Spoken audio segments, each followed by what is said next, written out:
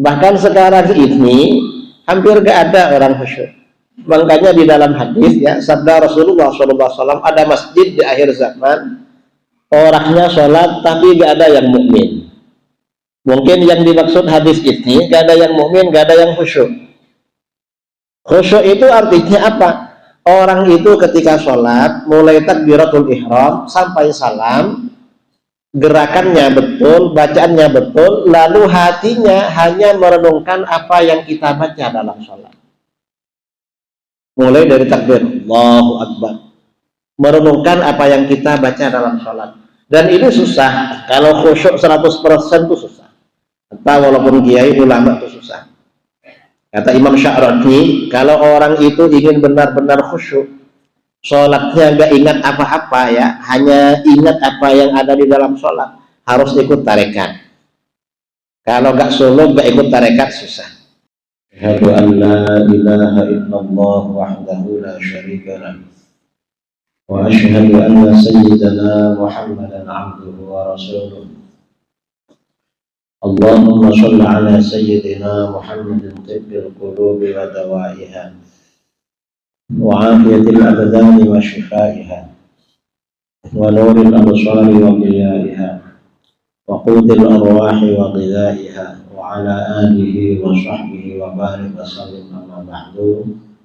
Para asatidz, para tuan guru yang saya hormati, jajaran pengurus DKM Masjid Nurul Huda yang saya hormati, para jamaah subuh Masjid Nurul Huda yang saya banggakan dan saya cintai. Di antara kewajiban yang paling penting pada kita adalah ibadah sholat. Dan besok ketika pada hari kiamat ya, Rasulullah SAW bersabda, awwalu ma yuhasabu bil 'abdu min amalihi as-shalah. Amal seorang hamba yang pertama kali dihisab oleh Allah, ditanya pada hari kiamat besok di padang mahsyar, itu adalah sholat. Fa in shaluhat shaluha lahu sa'iru amali. Kalau sholatnya baik, maka seluruh amalnya baik. Wa in fasadat fasadalahu sa'iru amali. Tapi kalau sholatnya ini rusak, maka seluruh amalnya akan dinilai rusak. Jadi kunci amal seseorang itu terletak pada sholat. Karenanya sholat ini harus benar-benar kita jaga. Kemudian lagi, perbuatan seseorang ketika di dunia itu juga tergantung sholatnya. Kalau sholatnya baik, maka amal-amal yang lain ikut baik. Tapi kalau sholatnya bolong-bolong, ketinggalan, yang lain akan ikut bolong-bolong. Di dalam Al-Quran, Allah Subhanahu wa Ta'ala berfirman, inna sholata tanha anil fahsya'i wal munkar. Sesungguhnya sholat akan mencegah dari perbuatan keji dan munkar. Artinya, sholat itu akan membawa pengaruh positif pada seseorang yang istiqomah melakukannya. Kalau sebelumnya dia rutin melakukan perbuatan keji atau perbuatan munkar, maka dengan sholat perbuatan-perbuatan itu akan ditinggalkannya. Tentu ini sholat yang membawa pengaruh positif ini tidak sembarang sholat. Tidak pokoknya kita menghadap kiblat di masjid, menjadi makmum atau menjadi imam lalu berpengaruh positif, enggak. Tapi bagaimana ini sholat yang memang benar-benar didirikan dengan syarat rukunnya dan khusyuk-khusyuknya sekalian. Makanya di dalam ayat lain dikatakan, qad aflahal mu'minun alladzina hum fi sholatihim khashi'un. Benar-benar beruntung orang-orang beriman. Siapa orang-orang beriman yang beruntung? Kita beriman semua, Pertama, mereka yang sholatnya dikerjakan dengan khusyuk. Berarti orang beriman kalau sholatnya tidak khusyuk tidak seberapa beruntung. Sholatnya tidak berpengaruh positif pada seseorang. Itu kalau hanya beriman. Sekitar tahun 2016 ya, 10 tahun yang lalu, di Jawa Timur, di Malang, ada pertemuan para kiai, para bunyai, para ustadz, para ustadzah mengatasi kenakalan remaja. Ini orang-orang yang punya pondok-pondok, punya lembaga-lembaga pendidikan, punya sekolah. Gimana caranya mengatasi kenakalan remaja? Gimana? Ada yang bilang kita kasih pelajaran akidah akhlak. Kata mereka, sudah ada pelajaran akhlak, cuma akhlak mereka ini semakin naik kelasnya semakin gak bagus. Semakin naik. Coba bayangkan anak TK dengan anak SD, kira-kira jujur mana kira-kira?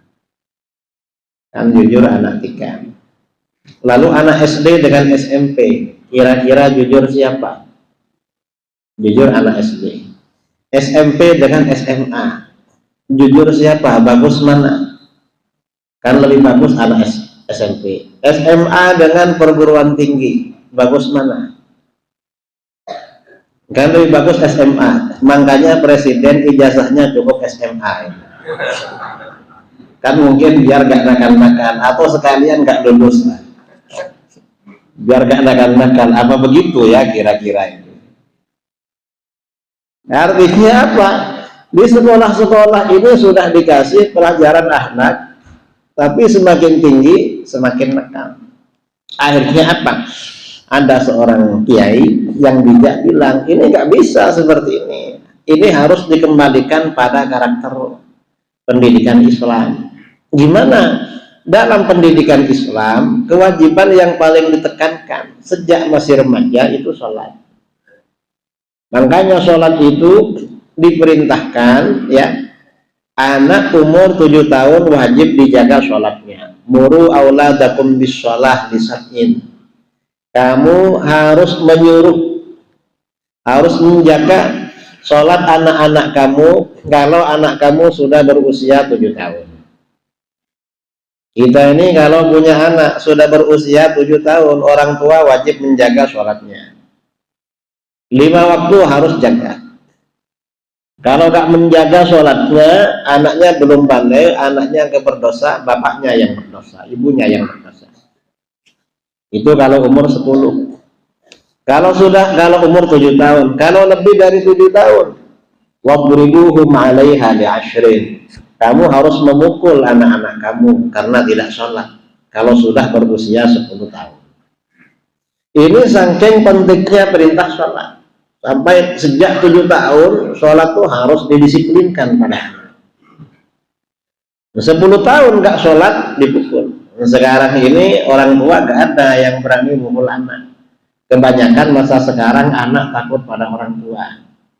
Takut apa? Anaknya takut ngambek, anaknya takut pergi, anaknya macam-macam. Belum lagi yang takut dilaporkan pada polisi.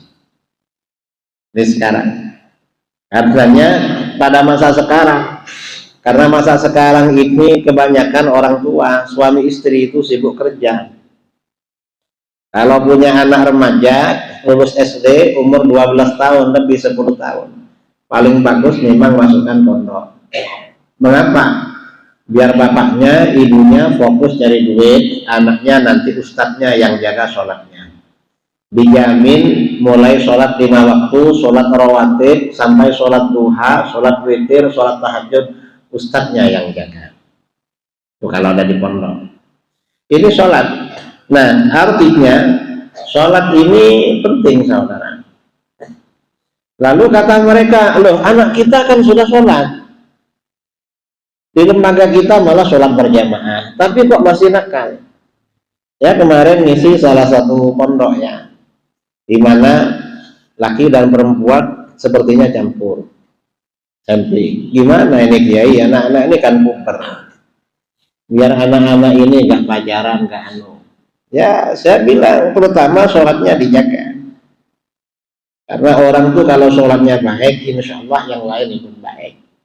Kemudian yang kedua, makanan juga dijaga. Makanan-makanan syubhat, makanan-makanan pabrik dikurangi. Sebisa mungkin kasih makanan-makanan alami. Karena makanan itu kalau haram, mendorong yang makan itu melakukan perkara haram. Kalau syubhat makanannya mendorong orang itu jadi pemalas beramal soleh. Kalau halal, hati itu akan terang, pikirannya positif untuk hal-hal yang baik. Itu makanan, pengaruh makanan dengan sholat. Nah, artinya apa? Tadi kan dikatakan, oh anak-anak ini sudah sholat, tapi masih nakal, berarti sholatnya bermasalah. Dan kita perhatikan memang ya, kadang-kadang ya di mana-mana, saya ini sering di masyarakat kita ini kan, masyarakat kita yang sholat itu sekitar berapa ya? Yang tidak sholat itu sekitar 62% umat Islam Indonesia. Tapi hasil survei ya, hasil survei. Karena hasil survei ini gak jelas kan. Kadang-kadang survei 68 rakyat Indonesia puas dengan presiden siapa misalnya. Survei. Tapi ini kayaknya lebih otentik mungkin. Jadi 62% tidak sholat. Berarti yang sholat itu baru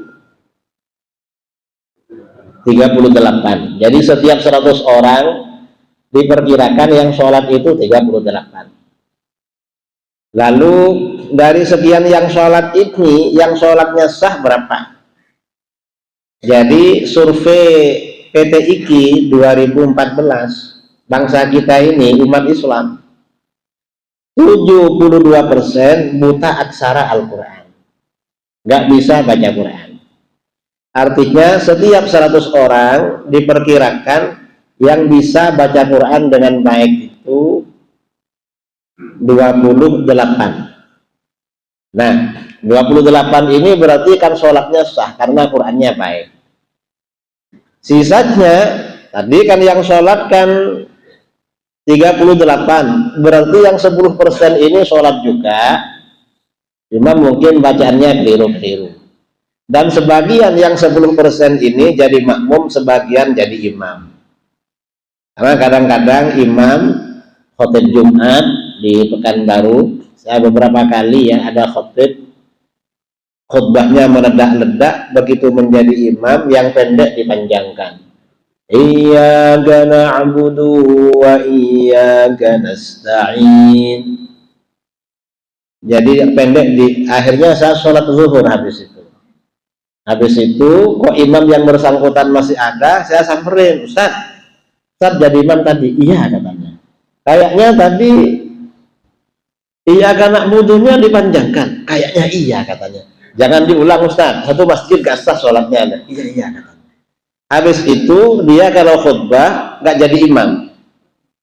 Mungkin apa? Mungkin DKM-nya dengar kalau saya bisik-bisik sama itu. Nah, artinya apa? Artinya ya memang sebagian sholat saudara kita ini memang bermasalah. Karena sekitar 10% orang yang sholat itu nggak fasih bacaannya. Bacaannya keliru-keliru. Nah, artinya apa? Sholat itu yang membawa pengaruh positif pada seseorang, pertama, sholat yang syarat rukunnya sah. Kadang-kadang orang itu bacaannya betul, kadang wudhunya tak betul. Saya sering ya beberapa kali masuk ke masjid, wudhu dulu di tempat wudhu. Saya perhatikan ada orang usianya lebih tua dari saya, ketika berwudu itu sikunya gak kena air, cuma apa namanya, loh ini kok gak kena gitu, berarti ini sudah 60 tahun sholat, wudunya belum betul. Nah, kita ini kalau punya anak diperhatikan wudunya, jangan cuma diperhatikan permintaannya, minta HP dikasih, minta apa dikasih, wudunya gak diperhatikan. Nah, di mana wudunya ini? Tangannya. Kadang-kadang ini yang laki-laki, kalau yang ibu-ibu beda.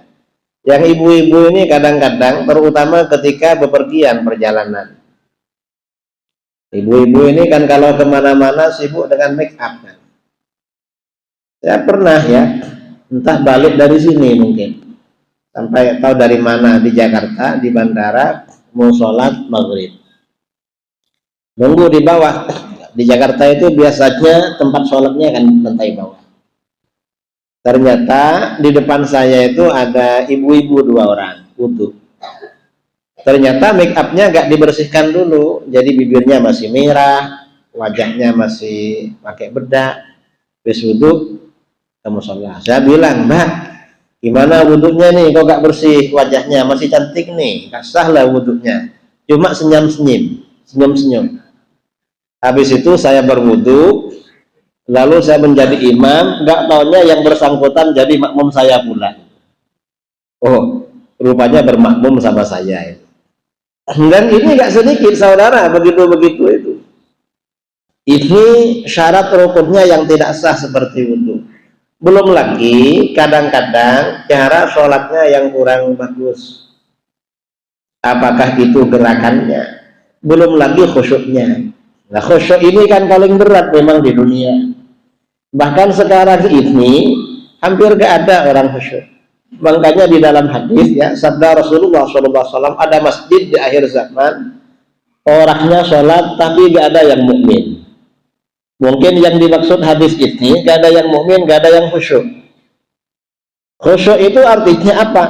Orang itu ketika sholat, mulai takbiratul ihram sampai salam, gerakannya betul, bacaannya betul, lalu hatinya hanya merenungkan apa yang kita baca dalam sholat. Mulai dari takbir, Allahu Akbar, merenungkan apa yang kita baca dalam sholat.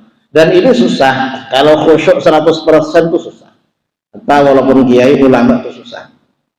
Kata Imam Sya'rani, kalau orang itu ingin benar-benar khusyuk, sholatnya nggak ingat apa-apa ya, hanya ingat apa yang ada di dalam sholat, harus ikut tarekat. Kalau nggak suluk, nggak ikut tarekat susah. Kalau cuma sholat biasa-biasa. Karenanya sebagian kiai bilang, sekarang ini nggak ada orang sholat. Udah di masjid itu orang melamun dalam sholat. Ya memang sholat, Allahu Akbar, tapi begitu takbir ada yang ingat, aduh, ntar lagi buka kedai di pasar. Jam berapa ya? Ini imamnya panjang ini, nanti saya telat. Sebagian, aduh, besok ini setoran. Dari mana ya setoran? Yang di dompet kira-kira ada. Ini mau ngambil ke sana kira-kira ada apa enggak? Ini kan khusyuk dalam sholat. Artinya khusyuk dalam sholat itu berat saudara. Karenanya kita ini sebagai orang muslim rajin ke masjid ini harus berusaha gimana sekiranya sholat kita ini semakin berkualitas. Dan seseorang dari waktu ke waktu harus terus-menerus evaluasi sholat kita ini meningkat apa enggak ya kita sholat ini. Misalnya kita sekarang usia 50 tahun, kemarin 45, sebelumnya 40. Kira-kira sholat kita ini meningkat apa enggak?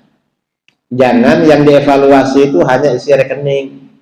Dulu ketika 40 rekening bulanan sekian. Nah, sekarang ini udah berapa ya tiap bulan pemasukan ini? Meningkat apa enggak? Aset saya, properti saya berapa sekarang? Kan sudah sekian. Dunia ini enggak perlu dievaluasi. Yang penting kita ini ada yang untuk dimakan. Untuk hidup itu ada. Jadi makan itu untuk hidup, bukan hidup untuk makan. Tapi kalau urusan ibadah, terutama urusan sholat, harus benar-benar diperhatikan. Sudahkah kita menunaikan sholat, merasa nikmat dengan sholatnya? Sudahkah? Tentunya ini hanya orang-orang yang khusyuk dalam sholat. Memang berat saudara. Karenanya orang itu kalau ingin khusyuk di dalam sholat, itu harus paham terhadap makna-makna yang dibaca di dalam sholat. Mulai dari takbiratul ihram, kemudian iftitah, kabira walhamdulillahi katsira wa subhanallahi bukratan wa asyila. Allah maha besar, maha suci Allah pada waktu pagi dan waktu sore, dan seterusnya. Inni wajjahtu wajhiya lilladzi fataras samawati wal arda. Sesungguhnya aku hadapkan wajahku kepada Dia yang menciptakan langit dan bumi. Saya ini menghadap pada Allah yang menciptakan langit dan bumi. Langit dan bumi milik Allah. Dan aku hanya butuh pada Allah, nggak perlu pada siapa-siapa. Hanifan musliman wa ma ana minal musyrikin. Seraya dalam keadaan condong pada agama yang benar sebagai seorang muslim, dan aku tidak termasuk orang-orang musyrik. Inna sholati wa nusuki wa mahyaya wa mamati lillahi rabbil alamin. Sesungguhnya sholatku, ibadahku, hidupku, matiku hanya milik Allah Tuhan semesta alam. Bukan milik saya, bukan milik bos saya. Atau misalnya sesungguhnya sholatku, ibadahku, hidup dan matiku hanya untuk Allah, bukan untuk siapa-siapa, hanya untuk Allah, bukan untuk bos, bukan untuk partai politik, bukan untuk penguasa atau untuk siapa, hanya untuk Allah.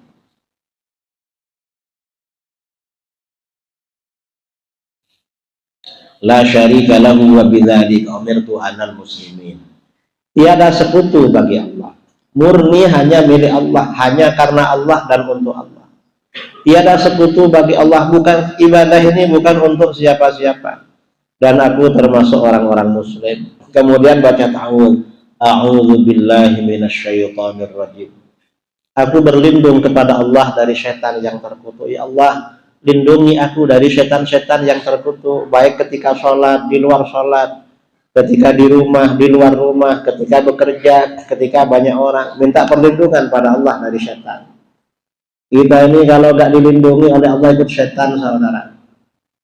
Kalau gak dilindungi oleh Allah, hanya Allah yang melindungi kita agar gak ikut setan. Karena ajakan setan itu menggiurkan. Lalu baca basmalah, bismillahirrahmanirrahim, dengan nama Allah yang maha pengasih lagi maha penyayang. Artinya apa? Hidup kita ini selalu butuh kasih sayang Allah. Alhamdulillahi rabbil alamin. Segala puji bagi Allah Tuhan semesta alam. Maksud Tuhan semesta alam yang menciptakan alam semesta, yang memberikan kenikmatan sebaik-baiknya pada alam semesta. Kenikmatan saya, kenikmatan keluarga saya, siapapun Allah yang memberikan. Karenanya segala puji bagi Allah Tuhan semesta alam yang berbuat baik pada alam semesta dengan sebaik-baiknya. Ar-Rahmanir Rahim, yang maha pengasih lagi maha penyayang. Iyyaka na'budu wa iyyaka nasta'in. Hanya kepadamu kami menyembah, enggak menyembah kepada siapapun, hanya kepadamu. Wa iyyaka nasta'in, dan hanya kepadamu kami memohon pertolongan, enggak minta tolong sama siapa-siapa ya Allah. Hanya Engkau yang bisa menolong. Orang menolong saya kalau Engkau takdirkan bisa menolong. Kalau Allah tak takdirkan tak bisa menolong. Ihdinas shiratal mustaqim. Tunjukkan kami ke jalan yang lurus. Siapa kami? Kami ini saya dan umat Islam yang lain. Kami itu saya dan keluarga saya. Kami itu saya dan jamaah saya. Itu kami. Makanya ketika membaca ihdinas shiratal mustaqim, hadirkan orang-orang yang kita cintai. Anak-anak, keluarga, kerabat, saudara. Tunjukkan kami. Jangan cuma saya, ya Allah, yang dikasih hidayah. Tapi saya dan seluruhnya. Karena biasanya kalau dihadirkan dalam bacaan Fatihah, terutama ketika sholat, itu akan berubah positif pada anak-anak. Ihdinas shiratal mustaqim. Tunjukkan kami ke jalan yang lurus. Hadirkan anak-anak. Jadi artinya apa? Orang sholat itu sebenarnya tidak hanya berdoa untuk dirinya, tapi juga berdoa untuk orang lain. Karenanya orang kalau meninggalkan sholat itu punya hutang sama umat Islam itu. Mengapa? Dia gak mendoain orang.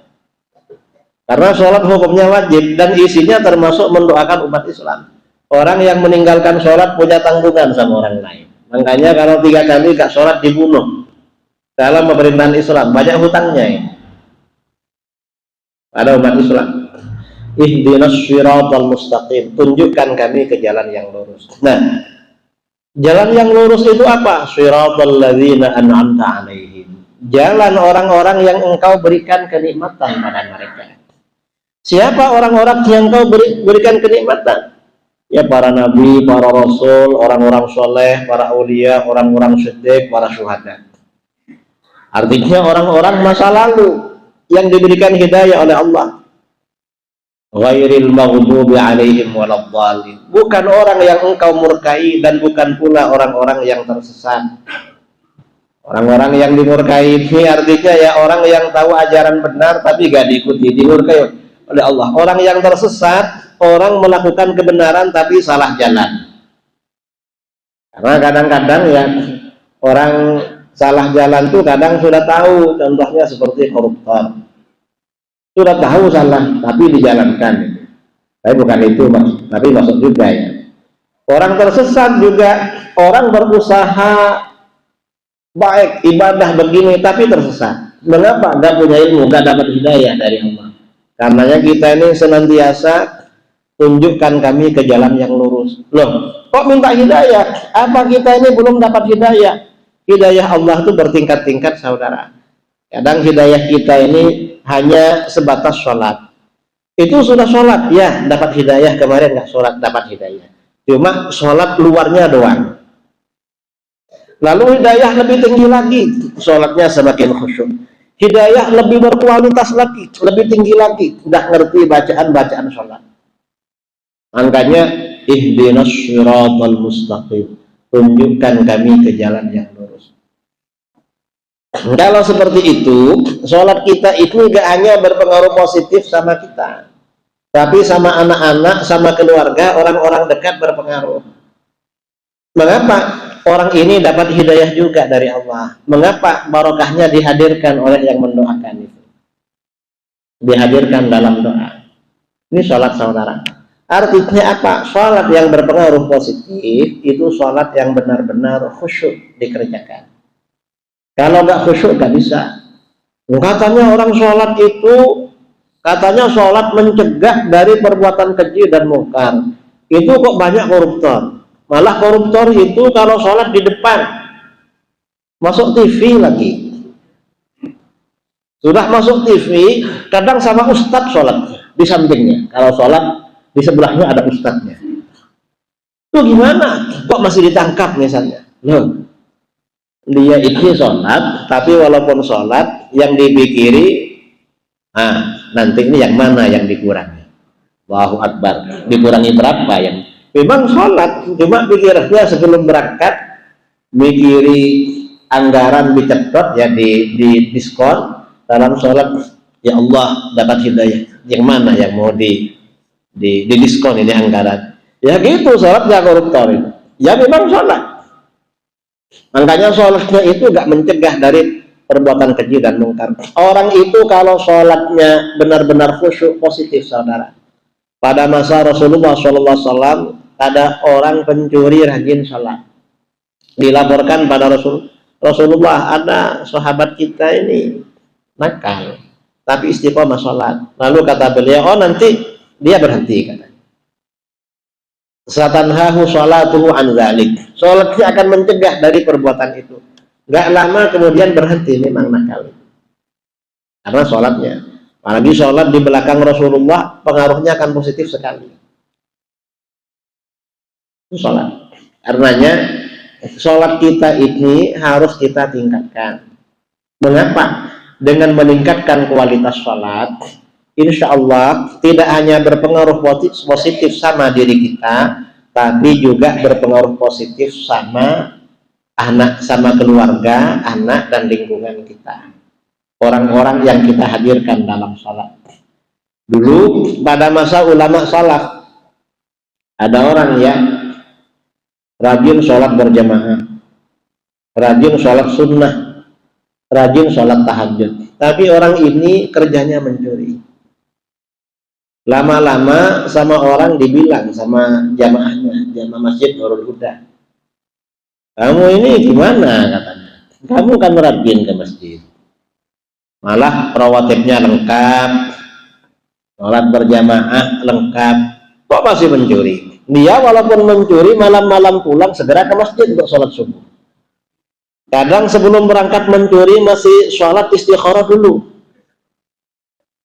minta petunjuk yang mana yang mau dicuri. Dan pencuri dulu itu ada akhlaknya saudara, gak seperti sekarang. Dulu itu pencuri ada peraturan, jangan mencuri di rumah seorang janda, jangan mencuri di rumah anak yatim, dan kalau mencuri jangan diambil semua. Orang yang ada di rumah situ sisain, jangan sampai gak ada yang mau dimakan. Itu pencuri dulu adabnya. Tapi gak betul juga walaupun ada adabnya, kan penjahat ya. Nah, lama-lama sama tetangganya dibilang mencuri ini, kamu ini istiqomah sholat tapi mencuri, gimana kamu? Lalu kata beliau, saya ini pencuri sampah masyarakat. Kalau sebagai pencuri saya gak rajin sholat, gimana nasib saya? Biarlah, walaupun pencuri tapi istiqomah sholat. Mungkin karena gak ada yang mau dikerjakan atau apa, terpaksa mencuri. Lama-lama daerah situ aman, gak pernah lagi kecurian. Dan si fulan yang biasa mencuri sudah gak ke masjid Nurul Huda lagi. Kemana ya ini? Kok sudah ayam gak pernah hilang, kambing gak pernah hilang. Masyarakat penasaran, kok bisa ya gak hilang lagi. Lalu orang ke masjid Nurul Huda, si pencuri itu gak kelihatan batang hidungnya. Nah, dan orang itu gak ada, kemana dia? Apa dia ini kena massa sama orang? Lama-lama jamaah itu pergi ibadah umrah tanah suci. Sampai di Mekah, ternyata tetangga-tetangganya ini berjumpa dengan pencuri itu, kerjanya iktikaf di Masjidil Haram, kerjanya tawaf, sholat, ya, puasa, baca Quran. Orangnya sudah kurus. Dulu ketika mencuri gemuk orangnya. Koruptor kan gemuk-gemuk itu, yang gemuk ya. Nah, dia ini sudah kurus. Ditanya oleh orang, kamu kok bisa jadi orang soleh sekarang? Dulu kamu kan nakal. Lalu kata beliau, saya ini walaupun pencuri dulu rajin sholat. Karena rajin sholat oleh Allah diangkis, diselamatkan. Akhirnya saya jadi begini. Artinya apa? Kita ini punya keluarga, punya anak, jangan sampai telat-telat sholatnya, jangan sampai gak dijaga. Dan tentunya orang tua harus mencontohkan. Ayo nak sholat ke masjid, ayo sholat dulu. Setelah itu kalau gak mau zikir, segera turun, gak apa-apa. Yang penting sholat.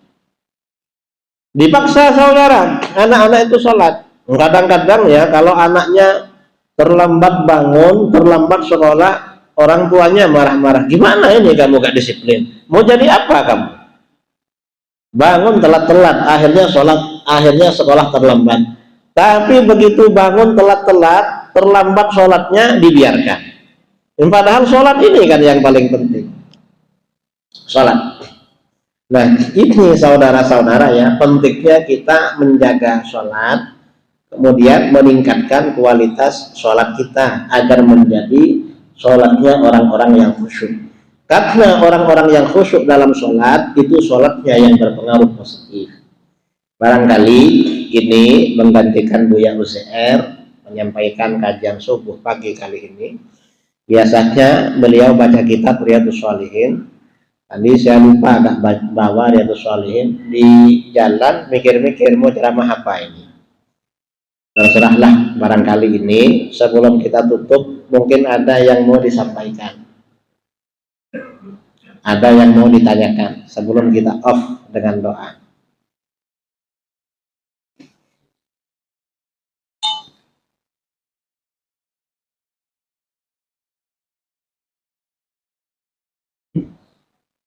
Ada? Kalau nggak ada ya kita tutup dengan doa. Mudah-mudahan kualitas sholat kita semakin meningkat, anak-anak kita dijadikan orang yang sholat. Makanya sebelum sholat itu dianjurkan, ketika sebelum takbiratul ihram, orang itu dianjurkan baca ta'awudz. A'udzu billahi minasyaitonir rajim.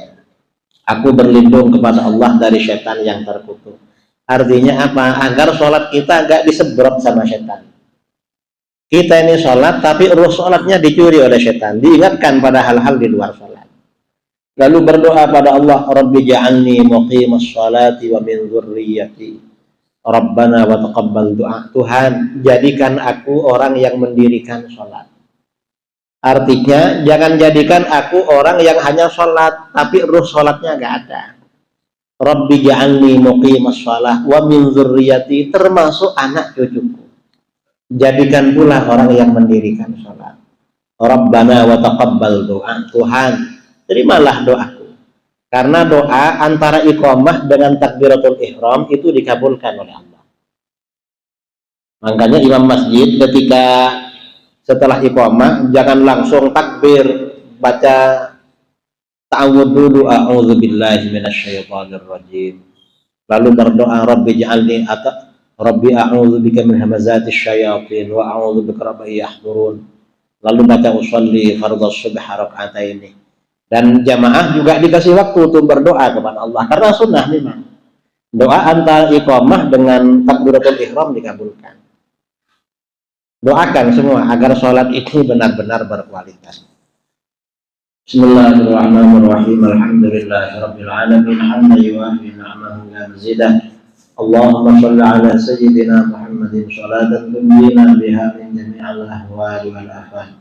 وتقضي لنا بها جميع الحاجات وتطهرنا بها من جميع السيئات وترفعنا بها عندك أعلى الدرجات وتبلغنا بها بشرايا من جميع الخيرات في الحياة وبعد الممات وعلى آله وصحبه وسلم.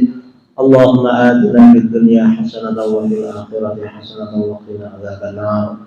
ربنا هب لنا من أزواجنا وذرياتنا قرة أعين واجعلنا للمتقين إماما. اللهم إنا نسألك الهدى والتقى والعفاف والغنى. اللهم قسم لنا من خشيتك ما يحول بيننا وبين معصيتك ومن طاعتك ما تبلغنا به جنتك ومن اليقين ما تهون به علينا مصائب الدنيا. اللهم متعنا بأسماعنا وأبصارنا وقوتنا ما أحييتنا واجعله الوارث منا واجعل ثأرنا على من ظلمنا وانصرنا على من عادانا ولا تجعل مصيبتنا في ديننا ولا تجعل الدنيا أكبر همنا ولا مبلغ علمنا ولا تسلط علينا من لا يرحمنا.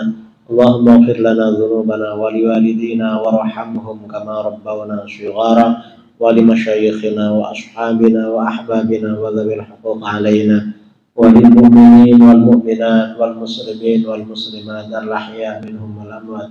وصلى الله على سيدنا محمد النبي الأمي وعلى آله وصحبه وبارك وسلم تسليما كثيرا. سبحان ربك رب العزة عما يصفون وسلام على المرسلين والحمد لله رب العالمين. سر الفاتحة.